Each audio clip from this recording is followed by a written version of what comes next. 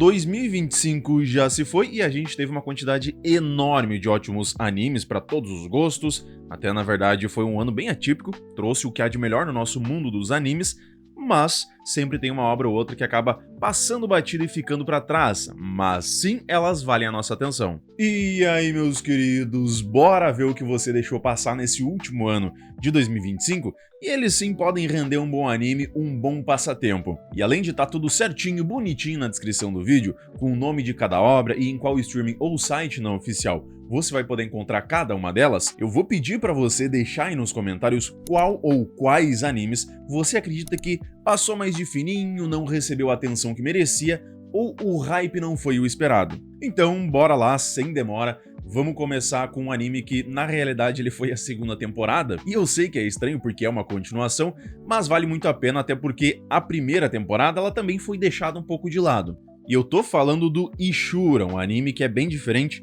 com uma pegada difícil de se entender de primeira, porque tem muitos daqueles diálogos entroncados de uma guerra entre reinos, e em meio a tudo isso tem vários seres que varia de humanos para gigantes, elfa, quase semideuses, monstros, e tudo que é tipo que você possa imaginar. Tanto que um deles é um humano que até foi de Isekai para esse mundo. E eles estão basicamente disputando o título de maior herói de todos os tempos, aquele que vai ficar conhecido por derrotar o rei demônio desse mundo, já que a moral inicial é que alguém derrotou o rei dos demônios, mas ninguém sabe quem foi. E aí eles reúnem ali uma galera que é extremamente forte, e o último que sobrar vai ficar com esse título. E mesmo se você não entender tudo, ou perder um pouquinho da narrativa no meio dessa trama entre os reinos, ainda assim dá pra gente curtir uma boa pegada de ação, já que cada um desses seres tem poderes um bem diferente do outro, e aí rola lutas que são muito boas. A sensação que dá é como se eu estivesse jogando algum game do tipo Mortal Kombat ou Street Fighter,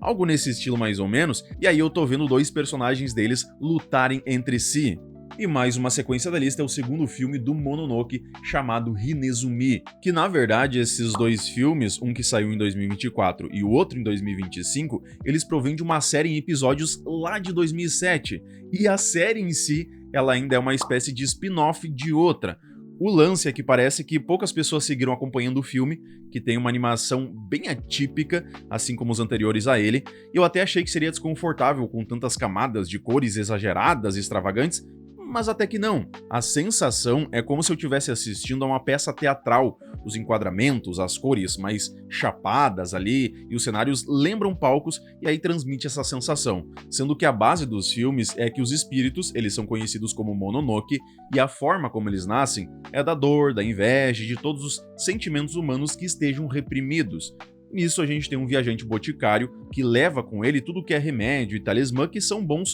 contra os Mononokes, mas para derrotar um tem toda uma receita basicamente por trás, porque ele precisa descobrir a forma, a verdade por trás dele e a razão desse Mononoke. Aí a gente tem a história se passando dentro de um daqueles harems de algum shogun, que é um lugar cheio de problemas, intrigas e desigualdades que dão origem a esses espíritos. E caso você curta essa sequência, saiba que agora em 2026 já está previsto o lançamento do terceiro filme.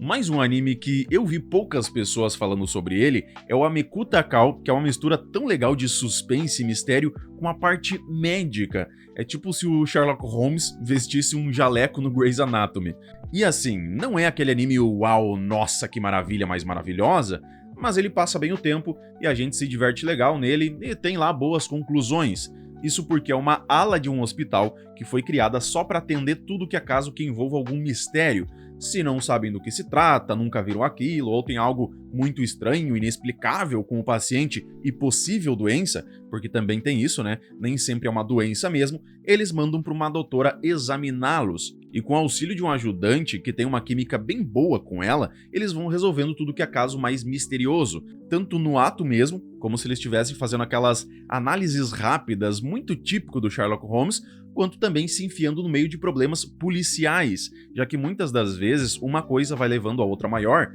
e para dar um diagnóstico mais preciso, ela acaba tendo que ir até o fim, fazendo também com que desmantele alguns planos e enigmas no processo. O que faz ele não ser tão incrivelmente incrível é que as histórias elas são um pouquinho mais curtas e mais rasas, mas ainda assim dão uma diversão mais de leve e muito boa também.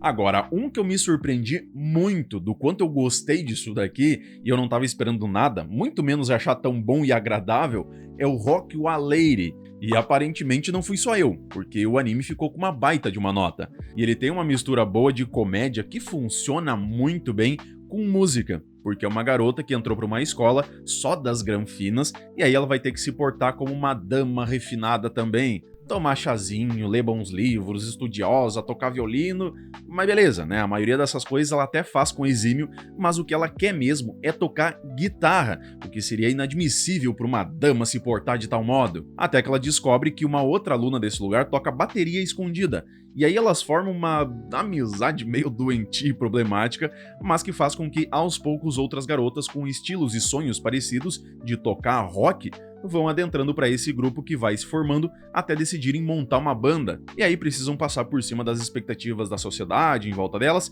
e principalmente das famílias. E eu curti muito esse estilo de anime musical porque ele difere dos outros, que só tem aquela questãozinha de escolar, uma vida cotidiana mais simples, e aqui tem um conflito bem presente de como elas deveriam ser e ainda com uma rebeldia que faz muito sentido nesse meio do rock. Falando de ladies e comportamentos mais pomposos, pra quem gosta de comédia e até de isekai, a gente vai ter o Akuyakureijou Tensei Oji-san, que era muito uma paródia dos Akuyakureijou, que são aqueles animes isekais em que um personagem vai como a vilã da história, só que aqui a gente tem um cara com mais de 50 anos. E o que faz funcionar toda essa comédia é que ele e a esposa, eles gostam e entendem desse mundo de animes, jogos e tal. Tanto que tem uma boa dinâmica com a própria filha deles nesse meio, e aí ele ficou sabendo e acompanhou parte da história desse jogo para onde ele acabou de ser jogado. Mas como ele é um paizão de família, super atencioso, mega respeitador e focado, tudo que ele faz afasta ele de ser a vilã que era pra ser até agora, e começa a fazer tudo em volta dele mudar, até a heroína ficar do lado dele. E essas cenas em que ele age como um pai, e até quando a família dele interage de certa forma com esse mundo, isso aí dá uma dinâmica bem divertida e consegue levar a história para um rumo mais inesperado. E uma curiosidade também é que o encerramento desse anime, ele tem a música Matsuken Samba, e ela tem uma referência direta com o Brasil. Ela foi criada lá em 2004, se eu não me engano, com palavras e traços ali tanto brasileiras, até nas roupas mais carnavalescas, brilhantes, quanto em espanhol também e algumas outras misturas. Viu? Aqui também tem conhecimentos. Agora, pra quem tava esperando mais ação e poder, a gente teve o Shin Samurai Den Yaiba, que eu não tava esperando que ele fizesse parte de um vídeo desses, porque ele tem uma boa de uma animação e dá uma nostalgia muito boa, mas a princípio, infelizmente, ele caiu no esquecimento. Sendo que ele é um remake, ou tá mais pra um reboot do original, que é lá de 93, e a história é de um garotinho que sonha em ser o maior samurai do Japão, tanto que ele treina numa floresta com o pai dele pra isso, até que por certas circunstâncias acaba voltando pra civilização no meio da cidade grande, onde vai mostrar as várias aventuras dele, com um estilo divertido, porém frenético algumas vezes, mas com aquele ar mais bobinho no bom sentido, porque o Yaiba, ele é um moleque mesmo, né? Ele fica aloprando todo mundo, tá sempre ligado no 220, e além de arrumar tudo que é confusão, ele ainda faz um grande rival que depois ainda se torna um monstro que tenta tomar o controle do Japão pra si. O negócio escalona de uma forma incrível e do além, e a grande diferença pro original é tanto a ambientação, que antes era no Japão dos anos 90, e agora é nesse mais atual e tecnológico ainda, além de uma bela animação feita pelo It Studio, que era de se esperar. E acatando todos os gostos, pra quem curte um Slice of Life, a gente vai ter o Ruri Rocks. E olha que eu nem sou um mega fã de Slice of Life, mas esse aqui conseguiu me prender, porque eu acredito que ele tem um grande fator que é não deixar cair numa mesmice e sempre ter algo novo e interessante pra mostrar. Tem uma qualidade visual ótima, consegue passar uma paz em tudo que elas vão fazer e ainda traz de um modo bem educativo sobre esse mundo das pedras preciosas e no ramo da geologia no geral. O que é algo que eu gosto, meio que como um hobby, eu até acho que isso cativa de certa forma muita gente, e aqui dá pra ficar sabendo, obviamente, né, muitas vezes facilitado ao extremo, mas onde se encontra elas, como são formadas e tudo mais. Sendo que é uma garotinha que descobre a paixão por essas pedras preciosas e os minerais, e quando ela estava tentando achar alguma delas, acaba fazendo amizade com uma pesquisadora e indo junto dela em várias missões de reconhecimento, coletas, buscas e até mesmo no registro de cada uma, porque nem tudo é aventura, né? Tem bastante papel para preencher,